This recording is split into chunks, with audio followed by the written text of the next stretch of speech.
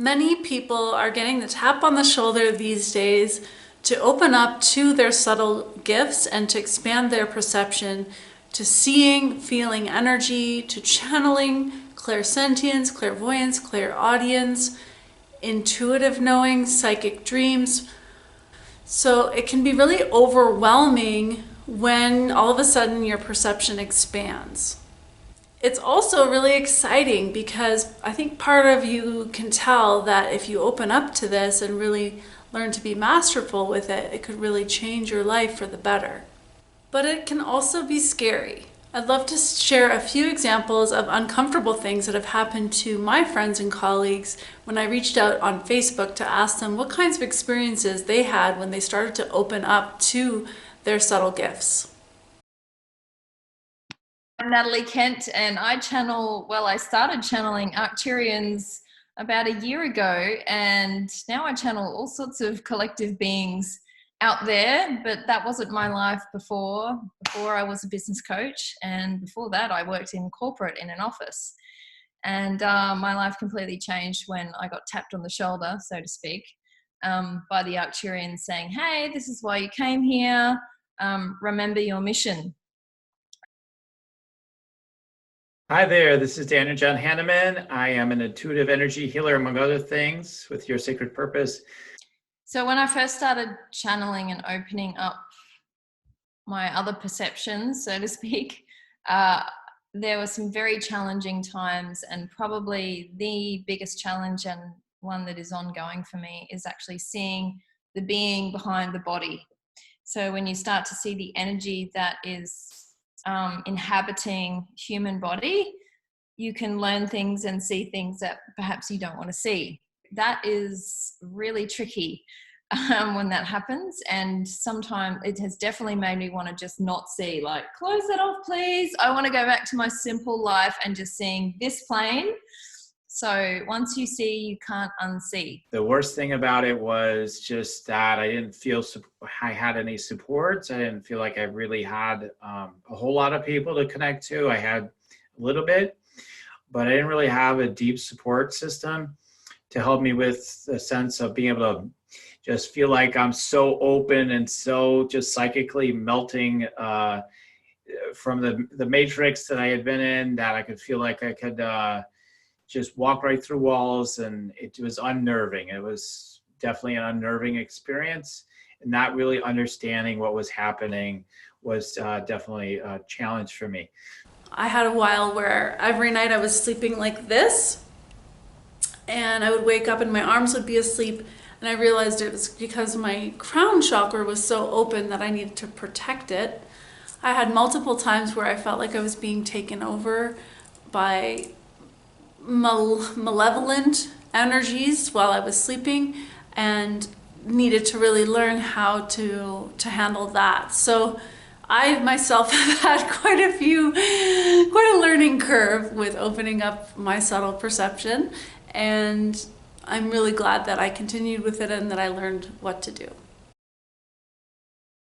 I also heard from Jerome Braggs, who is now an intuitive healer and has also been a medium. And when he first started to open up to his psychic gifts, beings or entities would come into his room at 2 or 3 in the morning and really freak him out. And then he figured out that all he needed to do was tell them no. Other people commented that the discomfort that they experienced when they opened up to their subtle gifts related more to the response that other people had to them, because other people can be uncomfortable about these subtle realms, but they can also end up blaming the person that has the gifts if they are somehow inaccurate or they can't solve their problem in the way they think they should be able to. So there can be a fear of lack of support or misunderstanding, or kind of like people being angry that they didn't use their gift in the way that they wanted them to. Today, I'll be sharing with you a channeled message from the Council of Light as a part of the series Awaken to Your Starseed mission about opening up to energetic transmissions and to these subtle realms of information, and how to do that in a way that's safe and that is going to be a positive experience for you. I'm Karen McMullen, and I post new episodes every week, so please subscribe and like this video, and let's see what the Council of Light has to say. Awaken to your Starseed mission, Episode 7, Energy Transmissions. We communicate to you through energy. We send you energy, sometimes in a stream and sometimes in packets. We send packets to you when we want you to receive certain information. A packet might contain words, images, memories, and emotions in order to convey to you an entire idea that we are wishing for you to understand. When you receive a packet, you will get all that information at once, which you might experience as simply knowing, but in fact, it is that you have received a packet of information, and with it, there is a full transference of all the contents of that bundle. This is a far more efficient way to communicate than how you commonly communicate as humans. Your current methods are very slow because you must find adequate words to describe what you are experiencing. This is problematic for several reasons. 1. In certain cases, it is difficult to give words to the subtle realms of being, and so they are often being ignored and not perceived because they were difficult to name. As they are not named and described, the subtle realms begin to possess less seeming reality. 2. The way that you convey inner experiences tends to be one-dimensional relative to the full truth of the experience, which has so many dimensions. The benefit of speaking this way, instead of through an energetic transmission, is that the slowing down that is required to give words to an inner experience means that you can take your time to process things as they arise. For example, if you were upset and you were to communicate through an energy packet to another, they would receive all of the information of your disharmony. Whereas if you slowed down and took the time to find the words, you might not communicate as much disharmony. This is one of the reasons why humans have not yet been ready to communicate through energy packets, i.e. telepathically, because of their inner disharmony. It is not kind to send a disharmonious energy packet to another being. It is perfectly normal and fine for us to send energy packets because we live in perpetual harmony. We do not send disharmonious energy packets. Therefore, a prerequisite of communicating energetically is that you have achieved a certain degree of inner harmony. This makes you a safe being to give energy packets and to stream energy. If you are not in inner harmony, it is best to find inner harmony before you communicate energetically. When you receive an energy packet, it can come in many forms. It might be through your imagination that you begin to see a vision of a possibility, like a dream. It could be that we draw on past memories of yours to illustrate concepts. You might hear a voice. You could see or hear words. You might feel energy in your body. You might feel certain emotions activated. You may experience all or some of these at once. All of these are valid. Part of the practice of receiving energetic communications is accepting them without judging or dismissing the information you receive as irrelevant. One of the best ways to deliver energy is through touch transmissions. As a starseed, these can be considered activations. You can be activating a dormant trait in another, especially another starseed. This is why the spiritual teacher, Amma, travels the world giving people hugs, and people line up for 8 hours to receive a hug from Amma. And when they do, they receive a very powerful energy packet. The popularity of Amma and her hugs are proof that you are all capable of communicating energetically.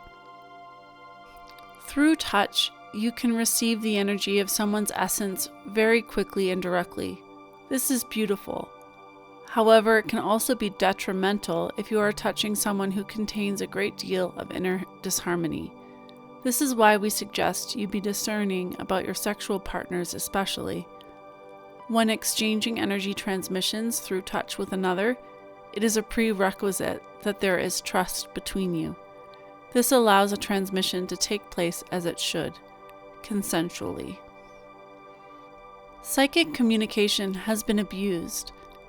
It has gained a shady reputation partially for a lack of inner harmony and partially for lack of consent.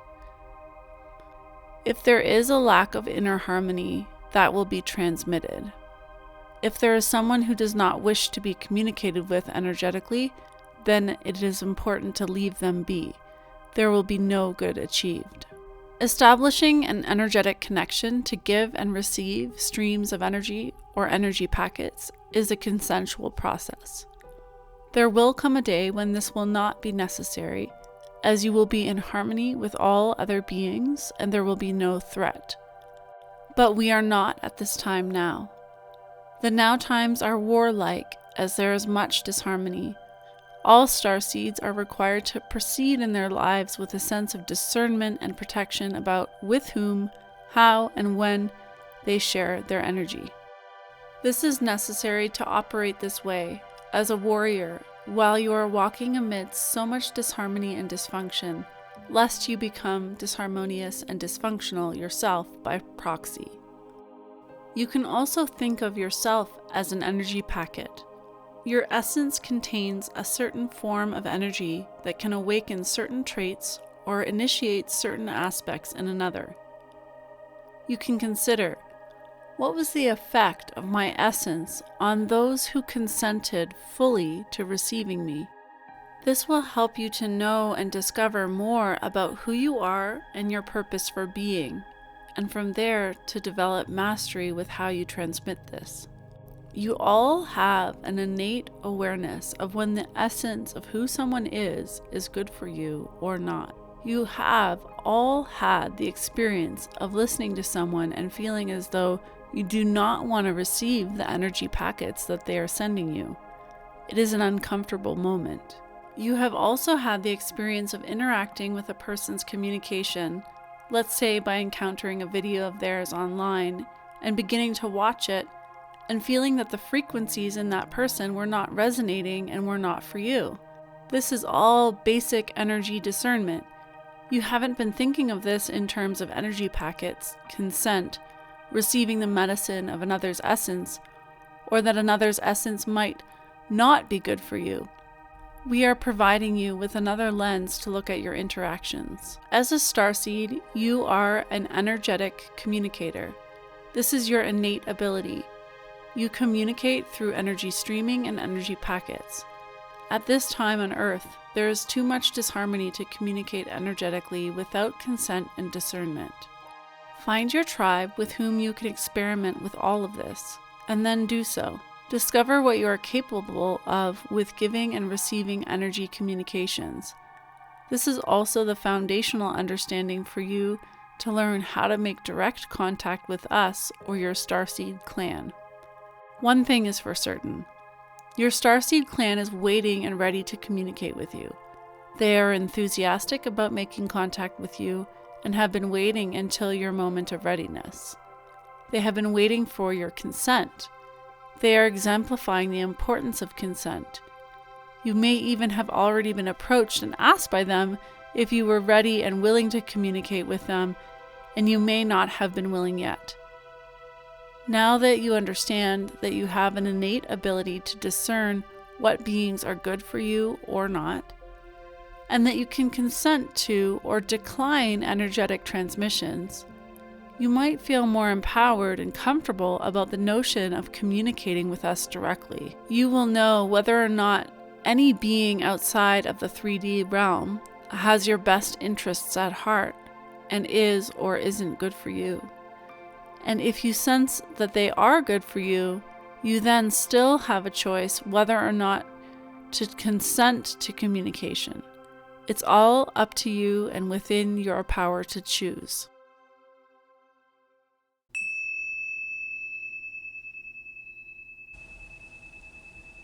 Harmony, consent, and discernment. Harmony. Create inner harmony in yourself. So do the healing and create the understanding and the foundation within yourself of harmonizing your own energies, and then you won't be a very good host for disharmony. Consent.